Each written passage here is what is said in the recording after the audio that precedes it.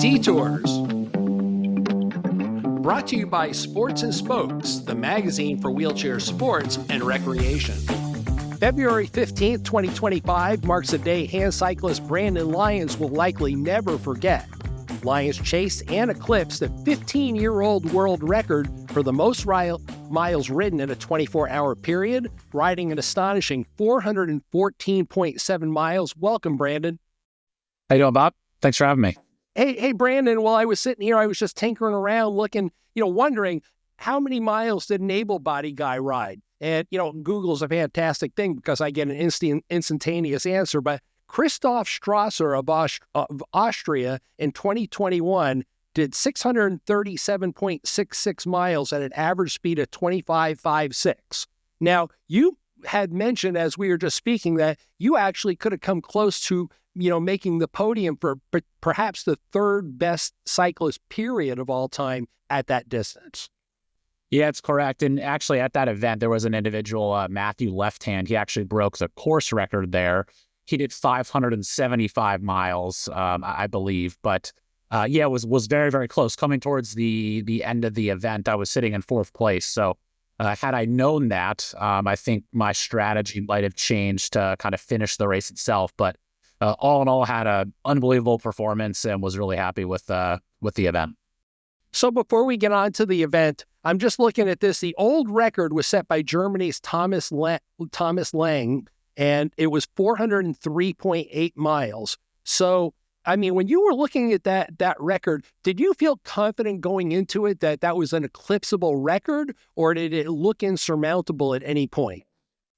Yeah, absolutely. Going into it, I knew that I had the engine and the fitness in order to do this. I think the way that I'm made up and a lot of my training suits me well for long ultra endurance type events. I had tried to accomplish this back in 2020 out at an event in Borrego Springs, California. So even at that time, I was very confident that I was able to break the 400 mile mark, as well as then try to break the record of 403.8. Unfortunately, did not accomplish that my first go around in California. Learned a lot from that event.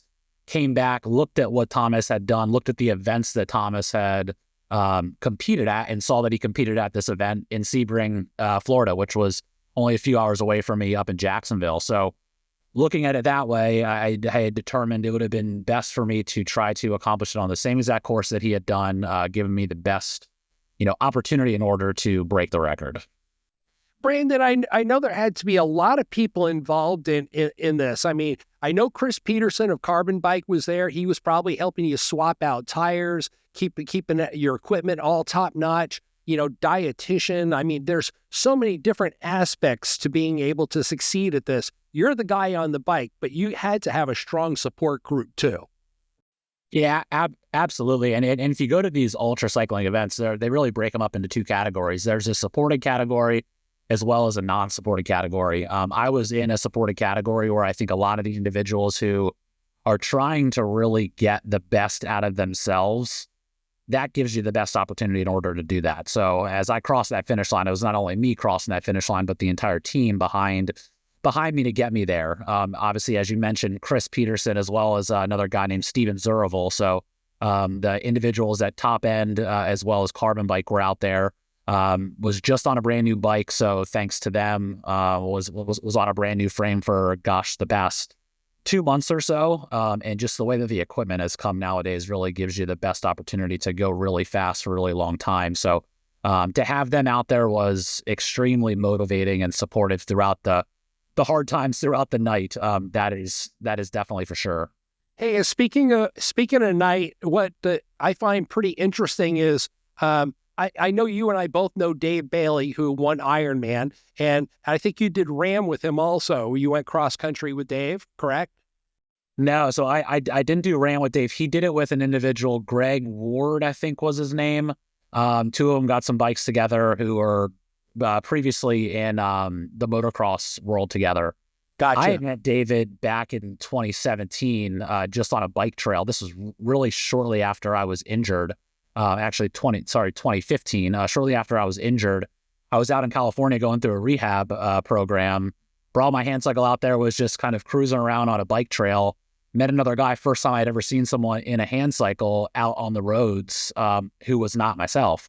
So came across David, he kind of took me under his wing and became not only a friend of mine, but really a mentor.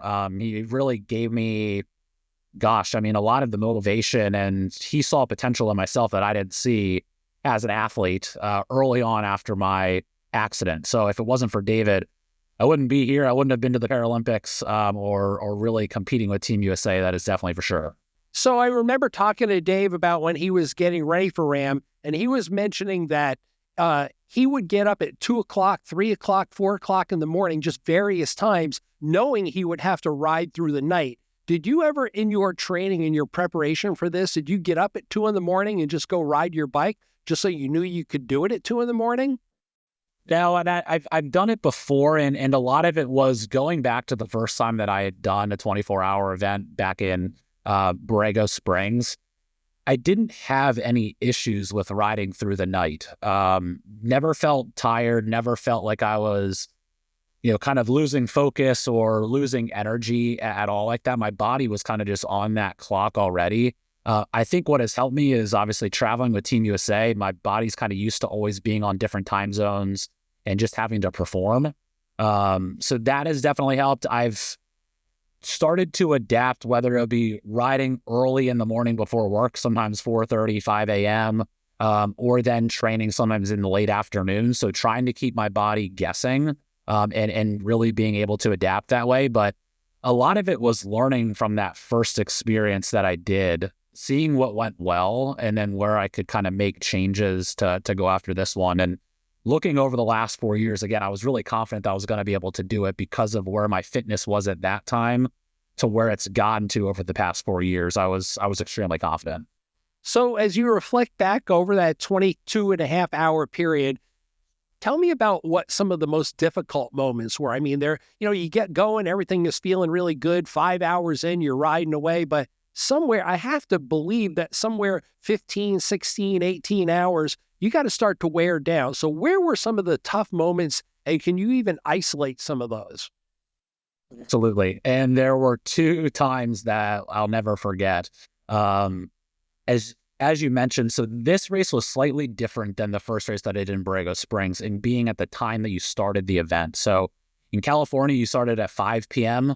and then you went until 5 p.m. the following day. So you kind of got through the evening in really early on. And then when you kind of came back around that sunset, your body clock was kind of on it. So you got through that more challenging time there. This one started at 7 a.m. on Saturday and it went 7 a.m. to Sunday. So you hit that evening later on in the day after you've been through, 14 or so hours already on the bike. For me, as you mentioned, those first 5 hours, a lot of my training on the weekends were doing 5-6 hour days and harder than, zone 2, just kind of like a really fast time. And I would always be improving that 5-6 hour time frame. So I knew I was going to be successful at that time and be able to keep going. We started at 7 a.m. and it was so fast because there wasn't a lot of wind going on at that time. The sun wasn't up yet. So it was perfect conditions.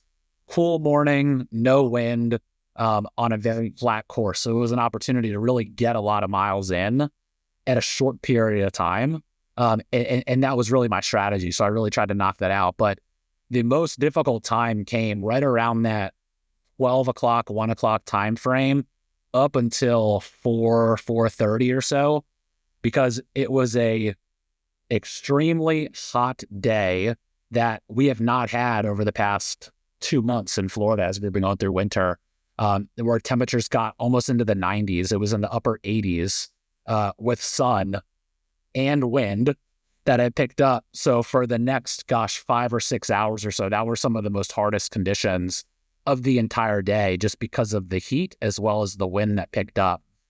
So that's where it was more, I would say, mentally exhausting than anything, because you're going around a 3.6 mile loop repetitively, and you're hitting the same times where the wind is hitting you at this direction, right at this time every single time. And then just that sun baking on us, especially from a hand cyclist position of being so close to the blacktop, that heat just radiates right onto the body. So a lot of it was just changing as the fly and just implementing those cooling strategies. So had ice socks and had water that was being hosed down every single lap coming around. So that was definitely the most challenging time of the entire event in my eyes. We'd like to take a minute to thank our sponsor, Sports and Spokes Magazine. For nearly 50 years, they've produced stories on iconic athletes performing at the top of their game, given generational coverage of sports dating back to the 1970s, and they've shown the way with exciting and timeless magazine cover shots. To stay on top of all the latest news from the world of high performance adaptive sports, go to sportsandspokes.com. Sports and Spokes, the magazine for wheelchair sports and recreation. So a few stats that I came across: 113 laps, more or less, on that 3.5 mile loop that you were referring to. Now, Peterson also told me that the course was quite nice. He said it wasn't closed off, but it was very controlled. The pavement was really good, which is obviously critical. You don't need to be running through potholes and chattery pavement. So you had that. You ran an average of 19.2 miles per hour, and you were in the saddle riding for 21 and a half hours. Now, this I found really interesting, which kind of indicates to me that I know you're an analytical guy by your education, so you obviously examine this a little bit deeper than most would.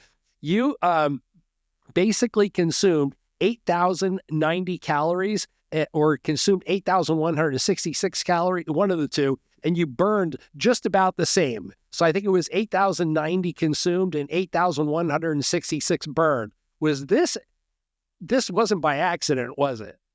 No, everything I did was kind of to the T. And again, learning from what I did in the past.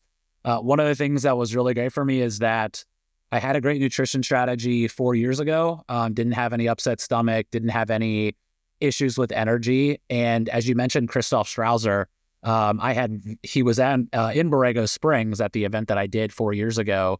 And there was a coworker of mine named Mark Gibson, who had done Race Across America, has done all these ultra cycling events.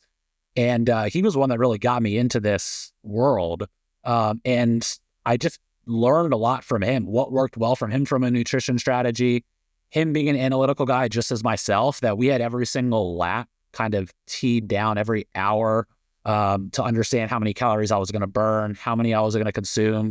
What did those calories look like that I was consuming to make sure it was from, drink mix, bars, chews, goos, everything. So you weren't getting fatigued of eating, but making sure you're getting the right calories that were going to be absorbed, as well as honestly having all of my liquids dialed in. That was one of the biggest things I was looking for from just an overall electrolyte consumption. Hey, no doubt about it. I mean, obviously, no matter how many calories you're burning, while you're out there riding, you can't sit in your bike and eat a steak. So what were you consuming? It was mostly a combination of, I don't want to say sugars, but I know gels, drinks, electrolytes. It is a lot of very fast-burning carbohydrate-y food.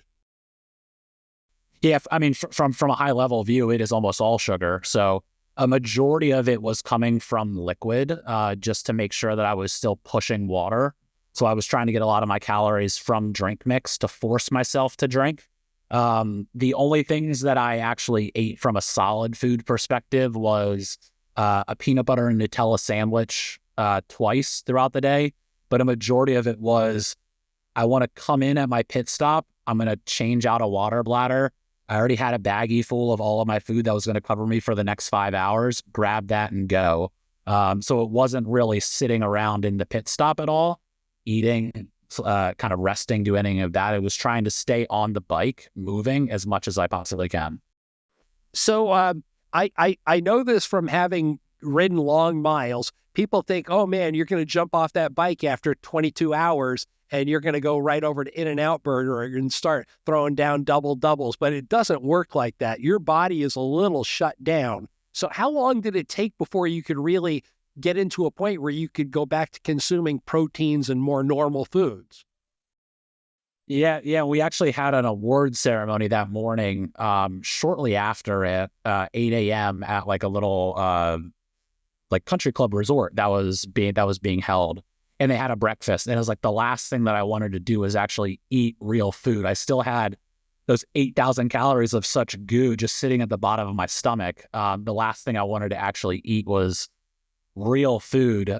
It did take a good, 12 hours. I'm not going to lie. I did have a nice dinner that evening, but the entire day up until that time, I did not want to eat at all. I was not hungry. Was just not in the appetite to really stomach anything like that. No, I completely get it. Your body is in some kind of an overdrive that needs to be compensated for. Hey, Brandon, one last thing. I noticed that you do have a Paralympics under your belt, which is really pretty unbelievable considering the short period of time you've been using a chair. But you went to the games in Paris in 2024. You came away with a 7th and a 10th. I think that was time trial and the road race. I mean, which was really actually quite fantastic. What was your experience like in Paris? Yeah, the experience was amazing. I've been trying to go to the games now. This was my second games trying to make it. Unfortunately, missed out in Tokyo in 2020 or 2021, and then came back for another 3 years, and then finally made it to Paris. It had its ups and downs, that is for sure. I mean, looking at it from a big picture standpoint, it was an amazing experience to be able to be out there. And again, I take everything as kind of a learning experience and hope that I have a chance to make it back here again in 2028 in LA. But unfortunately, while I was out at Paris, came down with a bone infection in my foot. Oh boy. Which was right before I was going to compete. So didn't know what was going on for the first 4 days that we were leading up to competition. I woke up I was tired. My spasticity was going crazy and just knew that something was off. And then my performance on the bike, even through training, was very low. So I knew that something was wrong, but I just couldn't pinpoint exactly what was going on. And unfortunately, after the time trial event, I went to the hospital, which right in the Paralympic Village, and saw that I had osteomyelitis in my foot from an open wound that had unfortunately got to the bone. So tried to deal with that. Still was able to compete. Unfortunately, not to my best abilities. I really thought I had a great opportunity to medal out there, particularly in the time trial event.